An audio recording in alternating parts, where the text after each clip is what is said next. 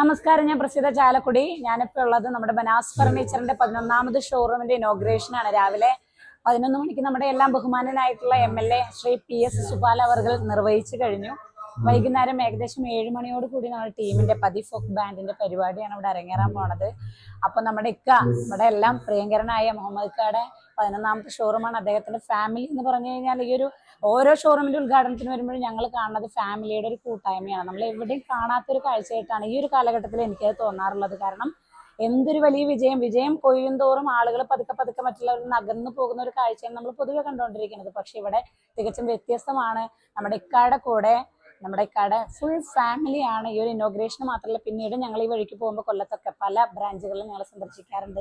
അപ്പോഴൊക്കെ കുടുംബക്കാർ അവിടെ അങ്ങനെ സന്നിഹിതരാകുന്നത് കാണാറുണ്ട്. വളരെ സന്തോഷമുണ്ട്. ഈ ഒരു കാലഘട്ടത്തിൽ കാണാത്തൊരു കാഴ്ചയായതുകൊണ്ട് നമുക്കെല്ലാം ബനാസ് ഫർണിച്ചർ എന്ന് പറയുമ്പോഴും ബനാസിന്റെ ഓണറെ കുറിച്ച് പറയുമ്പോഴും ആ ഒരു കുടുംബം തന്നെ നമുക്ക് ഏറ്റവും വലിയൊരു റോൾ മോഡലാണ്. ഒരുപാട് സന്തോഷമുണ്ട്.